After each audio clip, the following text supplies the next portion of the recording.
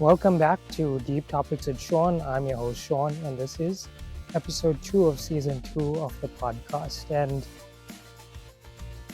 I think I found a setup that works and it's situated pretty nicely. And I'm grateful and glad that you're joining me today. And thanks so much for listening to the podcast.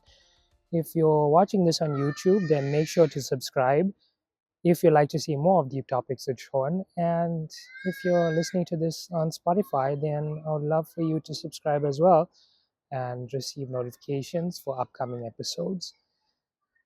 So, in last week's episode, I spoke about my plans for season 2, and I also spoke about where I am currently in my life. And I also spoke about my part time job at McDonald's. So, there's been a lot of updates since then. And one of those updates is that I'm no longer at McDonald's. So that, I guess, for this week is a significant update, and I'll be getting into it more into this podcast. Oh, okay. Well, as you know, I'm living in Kenilworth, and I'm living in a small room, which is a downsizing from my Claremont Dream apartment. And my Claremont Dream apartment was one of the pinnacles of my life journey, and it is the culmination of a 10-year journey that started back in 2013 when I first became a student at the University of Cape Town, and I was first introduced to Claremont as a premium suburb. Back then, I was dating someone who loved Claremont, and we loved the premiumness of it all, especially as students who were relatively broke and on financial aid. So, getting to a point where going throughout the undergrad, going throughout the undergrad and exploring Cape Town and then taking a job in Durban. Remember that job at Unilever, which was a nightmare. And then taking that other job in Joburg, which was also a nightmare because it was a repeat of the same trauma of Unilever. And then deciding that I'm no longer going to be pursuing that corporate life for a while and choosing to go to art school. Um, so yeah, going through all of that journey, coming back to UCT to study the fine arts degree, and then moving in with my aunt, starting a business, moving back to Cape Town, and building my way all the way back up to this premium life that I was living in Claremont was really a whole 10-year journey. So reaching that point where my dreams had been achieved, I got to a space of like, well, what do I do now? What do I do now? Because I was, oh God, that's weird job at Hyperion Dev where there were some pretty crazy personalities and some fucked up things going on in that environment. A lot of people with no integrity, um, broken promises, unethical behaviors, immoral behaviors, and just weird things that you never want to make normal for you. If there are weird environments in which you think that some weird things going on would be normal for you, make sure to not make that normal for you.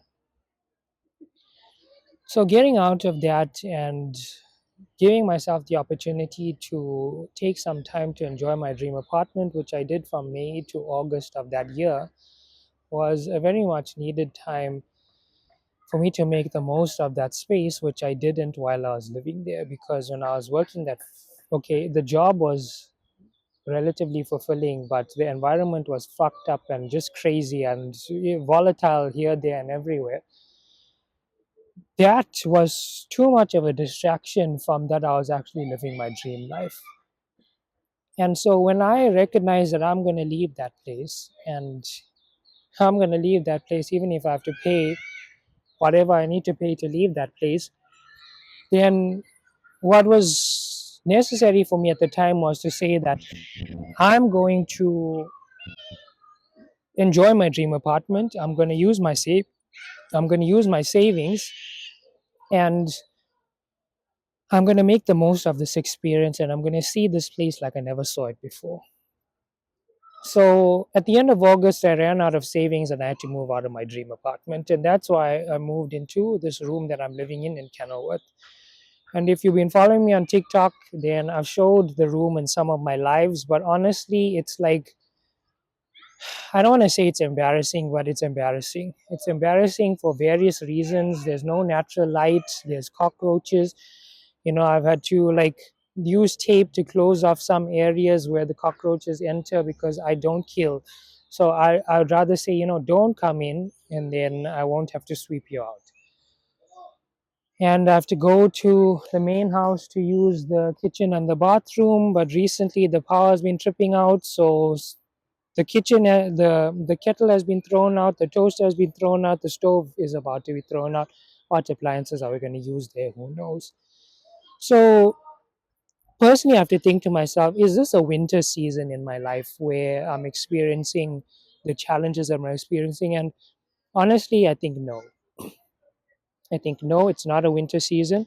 It's more of an autumn. And the way that Sri Yukteswar says that the sun's rotation um, works in the Milky Way over a 25,000 year period with the yugas is the same way that I'm thinking the seasons work personally in my life, which is that spring, summer, autumn, winter, not spring again, but then going backwards, coming back into spring. So I had my winter from, I would say, May to August of this year, which happened to coincide with like the literal southern hemisphere winter. And now I would say I'm in an autumn. I'm in an autumn personally, even though it's currently a summer in the southern hemisphere. So my personal autumn is a time of gathering myself, taking rest, not moving too hard, not moving too fast, conserving energy, putting steps into place for the next stage, and just making sure that I'm intentional and deliberate about reflecting on what my past choices were and the learnings and the outcomes that I've received from those choices, and also intentionally and deliberately planning my next upcoming steps. So that's what I've been doing. And when I chose to, I, as you might know, I was working at McDonald's in a part time capacity. When I chose to take that job at McDonald's, honestly, none of my job applications had worked from the end of August on various career types involving coaching, analysis, and um, and marketing field. So I was really like thinking to myself, if I reflect on my childhood self who was 14, remember, because one thing that I've consistently been doing since I had that near, let's call it a near suicide experience in 2019 when that job at Brighton Capital didn't work out. And I fell into this deep sorrow and despair, wondering why did I pursue this path for so long only for me to hit the same stumbling blocks over and over.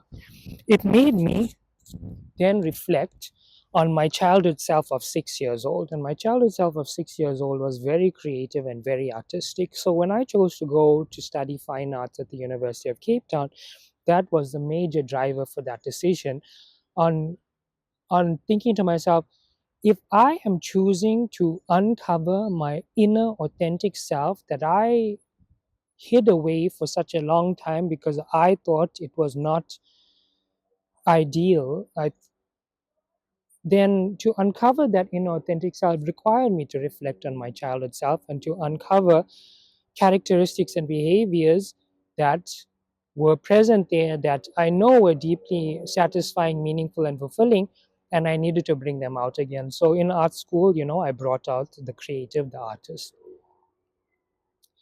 Then, this time, now that I had free time, remember some of these jobs weren't working out, and I asked myself, okay, I'm trying to think about, I can take risk at this point because, some of these jobs, for the high paying skills that I have, were not really working out in terms of application. So in terms of maybe the lower paying skills, maybe I can offer like physical labor. Let's see how that goes.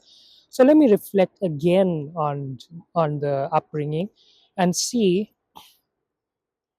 Wow, let me reflect again on upbringing and see, like, is there another piece of me that was, um, is there another part of my personality that was hidden away? And that part was the foodie, the guy that wanted to be the chef, and that was my 14-year-old dream. I remember making the menu in an English art project, and I remember just like being in love with food shows, Jamie Oliver, Nigella Lawson, Bobby Flay, Giada De Laurentiis. I remember being in love with all of these cooking personalities, even the South African ones, Siba and so on, BBC Lifestyle, Food Network, and I loved cooking on. I love cooking as cooking, and I love cooking as watching it. And I love cooking more so because, I got into cooking because there was this narrative in my family that my mom was the one who of the siblings that didn't learn how to cook. And so personally, when my grandmother was living with us, she was doing a lot of the cooking, and my great grandmother cooked sometimes, I remember. But then I started to learn how to cook because I was influenced by the cooking shows, and I was also influenced by my mom's rustiness in the kitchen. So over time, my cooking skills began to improve more and more and more. And the first recipe that I perfected was the arrabbiata pasta, which is a spicy tomato sauce with penne. I didn't use penne at the time; I used macaroni, but it was good, and I perfected that recipe. And over time, I began to incrementally adjust it. But my foods have become more and more delicious and wholesome and fulfilling. And even when I was eating meat up until 2020, I still remember cooking some pretty delicious food. From 2020, I made a transition into vegetarian food, and at first, my food was bland and like lacking seasoning, but then I fixed that pretty like quickly, and now my taste is like ideal, ideal, ideal. So I haven't yet ventured into like the in-depth stuff, like the baking of the croissants and those recipes that need a blender and a stand mixer and so on. But I think I'm gonna reach that stage. Maybe I'll have the summer of my life in at the end of this month going into January, and I think I will look for an apartment with an oven because I definitely need that type of naturally lit kitchen for me to live out my nourishment dreams. Um, so coming back to McDonald's, McDonald's was my favorite job, and I was working that from the end of October to like the first week of December. Definitely my favorite job ever. And what was different about it was that it was physical in nature. So when I was deciding about jobs to take, I thought child itself wanted to be a chef. Let me try to apply to restaurants. The Banana Jam Cafe didn't take me because she said she's looking for someone experienced. The Woolworths Cafe in Cavendish Square. First, I first I spoke to that manager at the end of August about what jobs do you have here. He said manager. Okay, I applied for that manager. Then he didn't want to make eye contact with me and he didn't want to talk to me. And I remember going to check up on him. Did he receive my CV? And he gave me that look of like, what the fuck are you doing here? So I started to feel like, as someone who had frequented that restaurant for 3 years and been such a loyal client, that I definitely deserved better treatment than to be taken for granted to that extent. Then, when I submitted the CV for the waiter, the woman said, like, one of the waitresses there who knew me as a regular customer told me they're looking for waiters at the Riverside Cafe in Rondebosch, which they're about to open. Submit your CV at this branch. Okay, I submitted my CV. Then the new manager says to me, "Oh, you look like you could do this job. Okay, I'm going to take your CV." I go back there, and then she says, "I never promised you any job. and we have a stack of CVs, and I put it there. And then she told me, my boss is there, do you want to talk to him? And so I did talk to him, and then he said he'll look at the CV. Okay, she walked off with him, but before she walked off, she made a comment that like, oh, you could never be a manager here. And I thought to myself, I didn't even talk to you about being a manager here, but clearly you're trying to refer to that part where you saw the CV, and you're trying to tell me, you're trying to like cover your insecurities, and that wasn't working well. So what I learned from that experience was that being a loyal customer of the Woolworths Cafe in Cavendish Square definitely, you know, did not work in my favor, because not only were the staff talking about me when they received those applications, but now they started to see me as someone who was not even like worth working there. You got like thousands of rands of my money, but you didn't want to even consider me working there.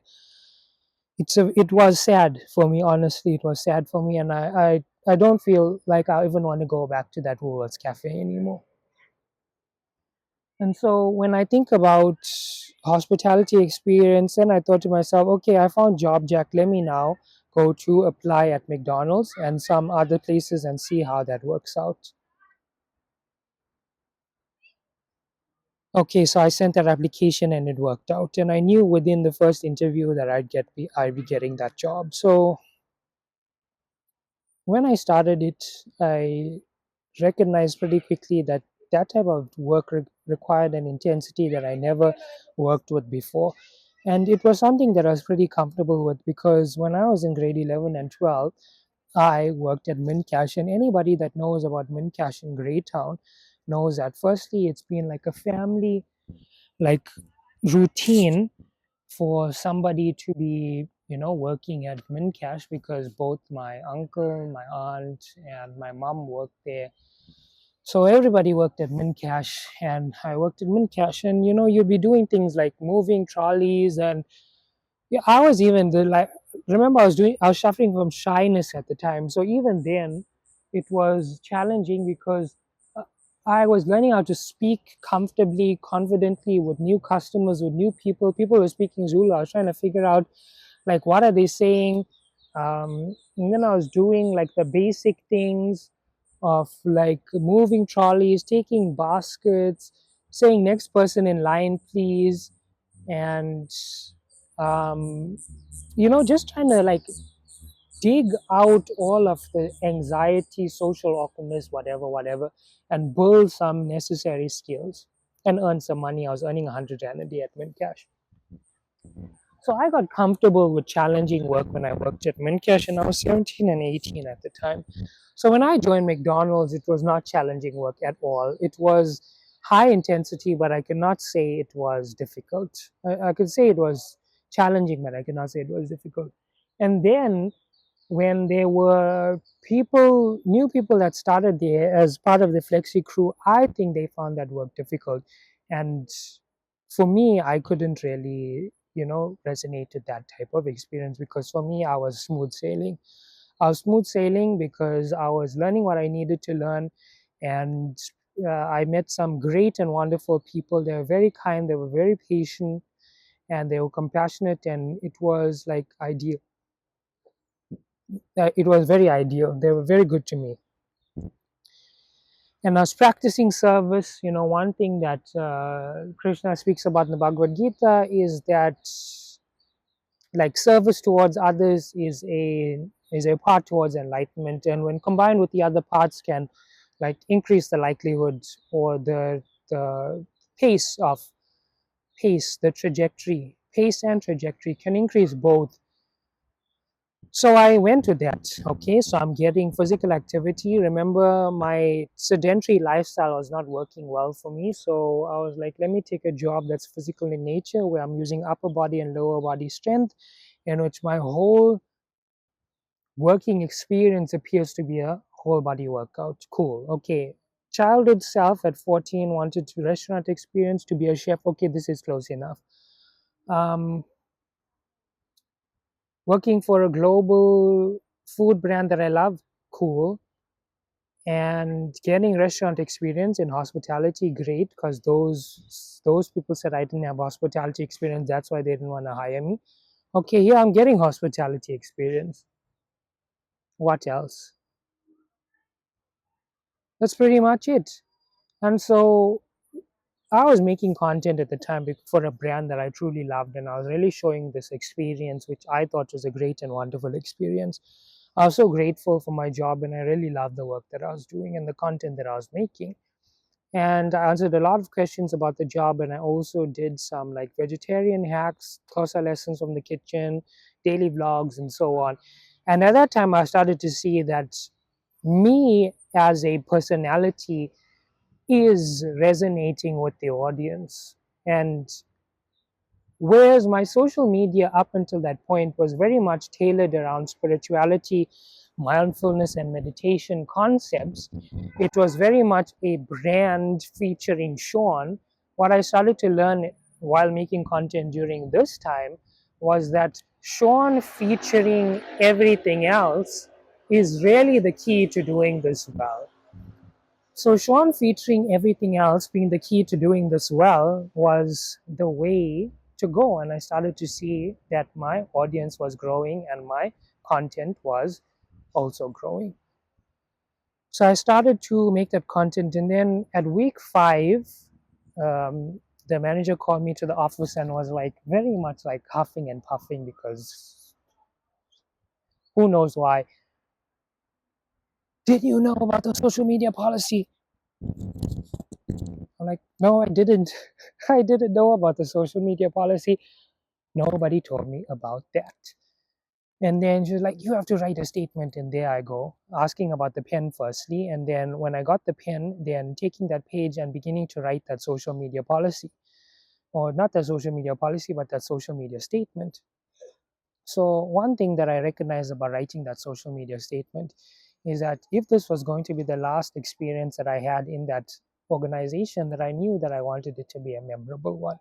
So I made sure to sit in an open space and to write that statement using the pen from one of my colleagues. Okay, so the pen forms part of that memory, the ink forms part of that memory, and also the memory of me requesting the pen forms part of that memory as well. Then to sit in a public space, okay, sitting outside the office, everybody can see me writing a very long statement. They don't know what it's about, but they're all speculating about what it's about. I'm writing confidently. The thoughts are streaming clearly from my mind because clearly I know what I'm talking about, right? I have nothing to hide. I have nothing to feel shameful about. I really honestly didn't know about that policy. And my statement is to mention that I didn't know about the policy. I made contact. I made content that was positively highlighting that brand.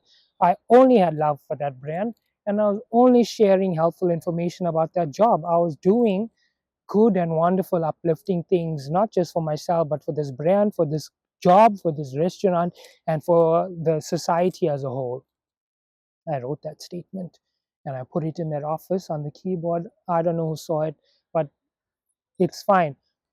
That was a beautiful, wonderful statement. It was so beautiful. The the margins were in my mind, but you can see the left margin, it's like super straight. I don't know how that happened. And even the diagonal direction of the writing, it's as if lines were on that page, but they weren't. And so, you know, I took that as a momentous occasion to say, you know what, I don't know if this is the last opportunity I have here, but this day is already feeling like the last. Maybe I will be fired, or maybe I will just have such a bad taste in my mouth from this experience that I'll decide that, you know what, I'm done. And it happened to be the latter. It happened to be the latter. So the day went by as normal, and the area manager had just so happened to be in the restaurant that day. I was doing my work, you know, whatever. Then I, then the manager was like, "Come with me," and we go sit to the area manager in public, and they're having this conversation with me about what was taught in your orientation, and did you know about this video? By the way, at this time, I still don't even know which video they're talking about. They're continuously asking me vague and ambiguous questions and not being clear about what's going on until I said, what's going on here? What are you talking about? Then we started to get back on track. And one thing that was very necessary for me to get through in that conversation was to reiterate those points in the statement. I didn't know about that policy. I was only making good content about this brand. I was only answering questions that people wanted to know. I was not saying anything bad, mean, or offensive or negative that negatively affects or the brand, because I told myself, as a content creator, I only want to do good things for those brands that I love, and that's what I wanted to do. So that meeting ended and it was done. I shook the man's hand and I moved on. At, as the day continued to progress and the end of the day went by, I started to realize that, oh, this day is feeling like the end. It's feeling like the end. My consciousness is telling me there's something about this day that's looking like closure. And I think it was getting closer to that point when I heard that a bunch of my colleagues had also resigned. And I heard that they weren't so happy with the amount of pay that they were receiving, and they weren't also happy about the intensity of the work. Working hard for that amount of pay was not worth it to them. That's something I can understand. Personally, it's not something that I would have done, because, as you know, I was very grateful for that job, but for them it was something that they did, and I can understand that. I can see where they're coming from. So that made it easier for me to think about, okay, maybe this day is feeling like closure. At the end of the day, however, the manager asked me, because she probably knew that she was short staffed, again asked me, can you come in tomorrow 10:30 to what 1:30 to 10 and work? And I said yes, because at the time I actually did think that I was going to come in. Okay, so I went home as usual, thinking to myself, maybe I'll probably go to work tomorrow. And then when I woke up the next day, my mind and my body were saying no. My mind and my body were saying no, and they were saying no at, look at what that woman did. And now she needs you, and no, you don't want to go back and make her think that she can do that and it's okay. No, you're not going to do that. So I just sent my communications, I'm resigning with immediate effect. Sorry. I cherished my time and I'm so grateful. Thank you and bye. And it was done. It was done. And you know what? I truly cherish my experience that I shared at McDonald's. And I think in all of my time up until this point, it is my favorite job I've ever had. And I loved working in a restaurant environment. I loved breaking a sweat merely due to the physical nature of my job. And um, I loved the people that I worked with. I cherished them, patient, compassionate, most of them. One or two were giving off bad, negative vibes, but okay, not bad, negative vibes, more so insecure vibes. But you know what? Have it, whatever you want to have it to those one or two people, have it. And there are a few people that I will miss, and I'm so grateful that I shared the time that I did with you. But I also reflected on the time that I spent with you, and I asked myself before I made that decision to go, was that sufficient closure? And I think it was, yes. I learned a lot also. So that's that. And my TikTok is blowing up, and I'm grateful. I'm glad for it. And thanks so much to the audience thanks to me and the audience, but thanks to me also for recognizing that it's not what I feature that is the draw card. It is me who is featuring it that the audience comes for. They are there for me. And I'm so glad to have realized that. And the content continues. Like, one thing that I recognize is that there's a lot of interest in my lifestyle. There's a lot of interest into why am I vegetarian? When did I become vegetarian? How am I as calm as I am? How do I pay my bills? How do I pay my rent? Where am I living? How am I living this lifestyle? What are my sources of income? And thank you for asking those questions. Thank you for showing interest. So let me take a break for a moment and catch my breath and like summarize what I've been talking about so far. So we're in episode 2 of season 2 of the Deep Topics with Shaun podcast, and I found a location that works great for the podcast. And one thing that I love about this location is that it is relatively low noise and beautiful scenery, and there's always a new place to record from. The first setup was just a test, me sitting on the ground on that side. Now I found a better space, a bench. Um, yeah, and I'm telling my story. I'm telling my story of the current context of my life. The current context of my life being a season that sometimes coincides with the earthly season, sometimes not.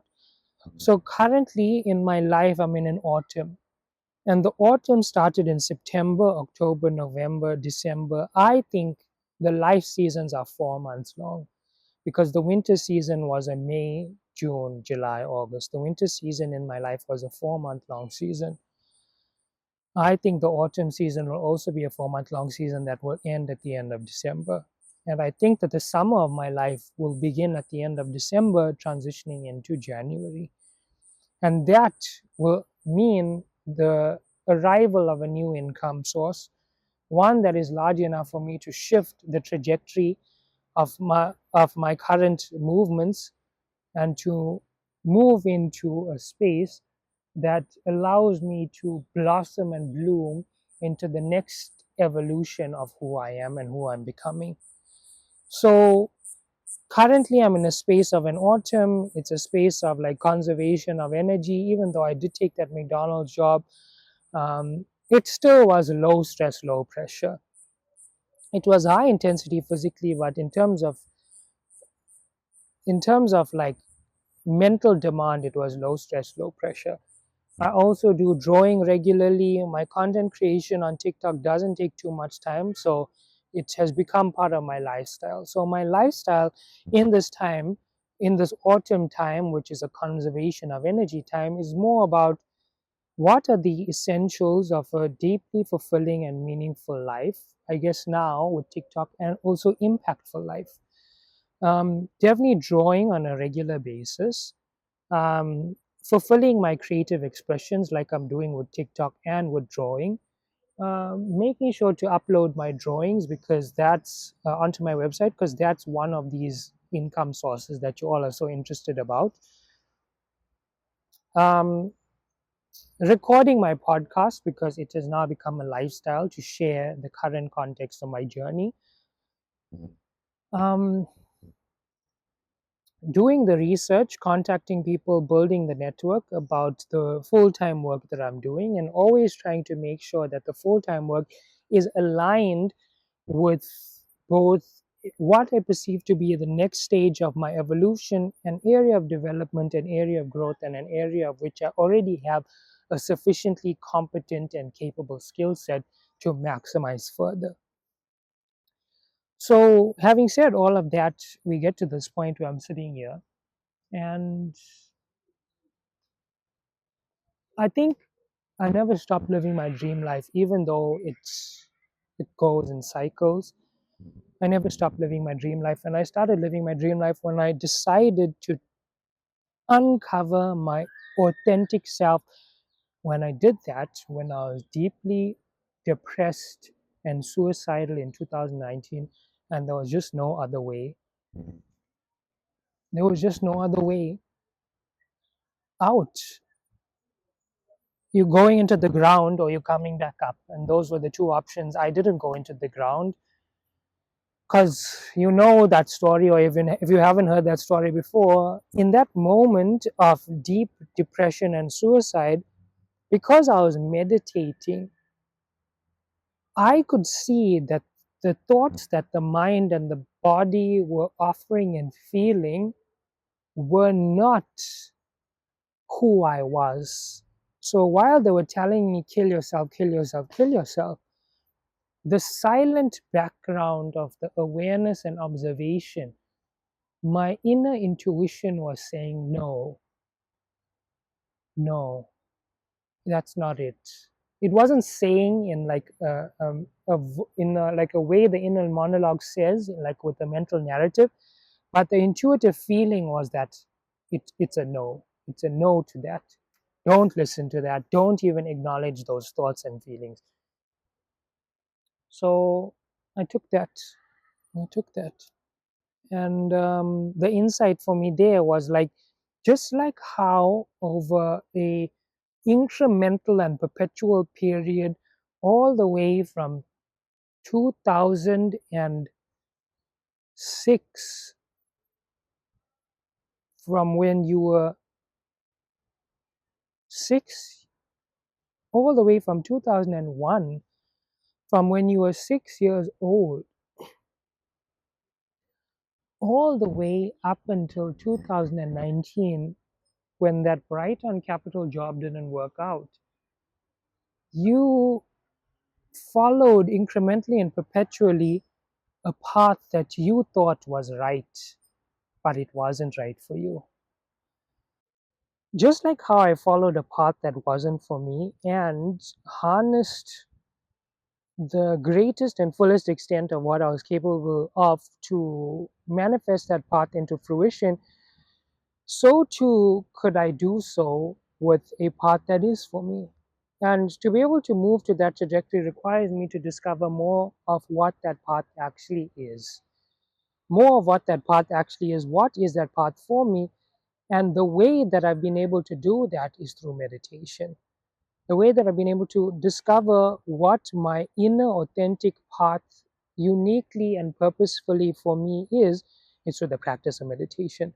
So when in meditation, I get to that state of the formless state, which, by the way, anybody can achieve this. All you need to do is practice your meditation with discipline and consistency over and over and over.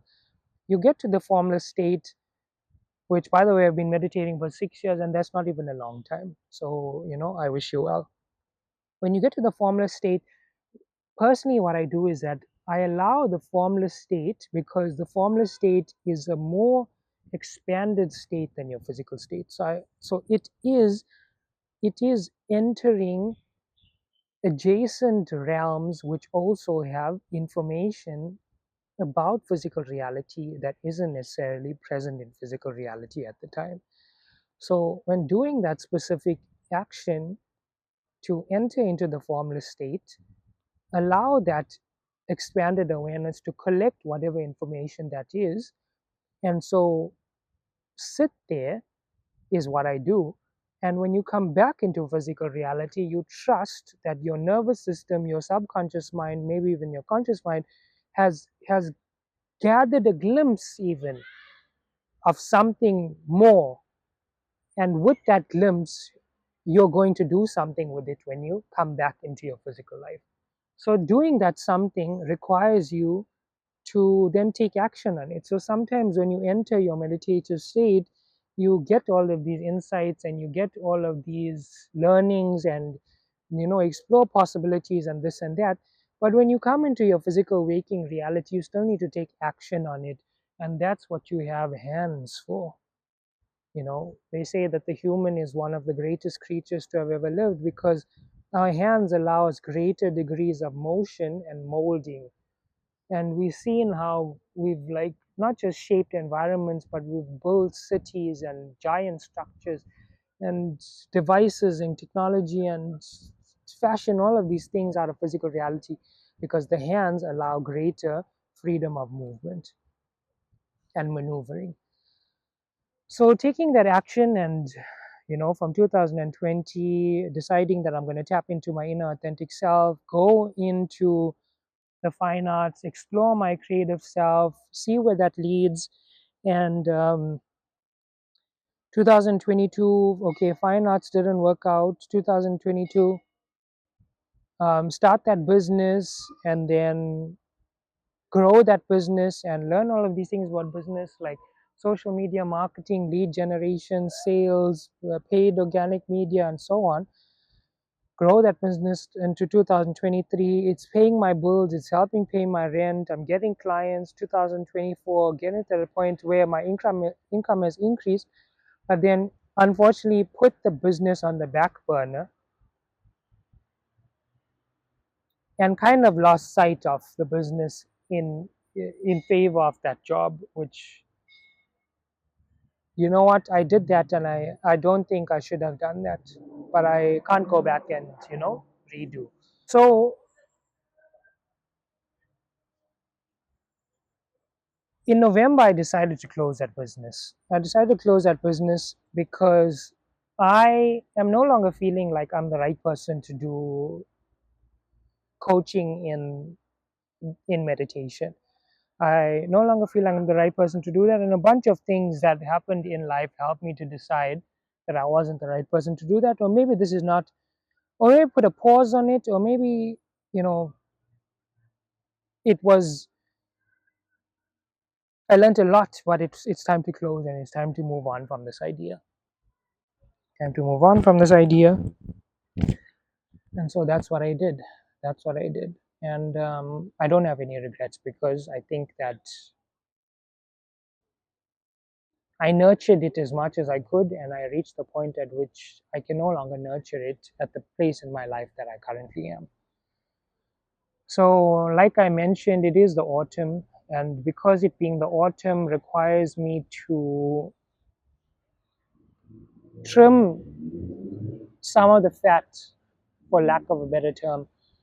And trimming some of the fat means that, cut out some things that are not working and invest more in things that are working. And so the things that I'm going to invest in moving forward, which by the way, I spoke about this in last week's episode, but the many unfortunate and not so good things about my Kenilworth living situation, but one thing that is working in my favor is that it's a dark room and it's a relatively silent room to facilitate meditation progress. So continue to work on meditation and continue to invest in uh, increasing the quality of my TikTok content and continuing to do my drawings and to upload them onto my website and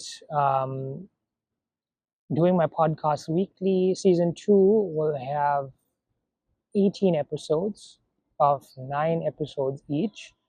So this is episode 2. And continuing to develop those networks and relationships with um, various individuals, and also looking through those income opportunities, especially those in full time, aligned with, you know, um, like what area do I want to explore, what skill set am I competent and capable in, what also is an area of growth and opportunity. And very recently, over the past day or two, being more open-minded about location. Am I willing to explore locations other than Cape Town? And not have such a rigid and fixed mindset about where my life should be. I don't know what the great entity has in store for me and where it wants me. And am I prepared to go anywhere to fulfill that divine plan? Is something that I'm currently contemplating. So that's where I'm going to leave it. Thank you so much for watching this episode with me, Shaun. Thanks for watching this episode of the Deep Topics with Shaun podcast. And this is episode 2 of season 2 of the podcast. And if you like this episode and you'd like to see more, make sure to subscribe to this podcast on my YouTube channel. And if you'd also like to listen to more on Spotify, then feel free to subscribe to the channel there. If you want to see more of my daily life, then join me on TikTok. It's at shaun.mahabir. And I'm not so much active on Instagram, but the username is the same. I'm so glad and grateful for living my dream life, and I'm so glad and grateful for the community that I found. And I am grateful every day that I can contribute something positively, meaningfully, and impactfully to your life. And I'm so thankful that you're joining me on this journey. And I want to wish you well. Thank you for watching. Thank you for listening. Take care. And I'll see you again next week. Bye, everyone.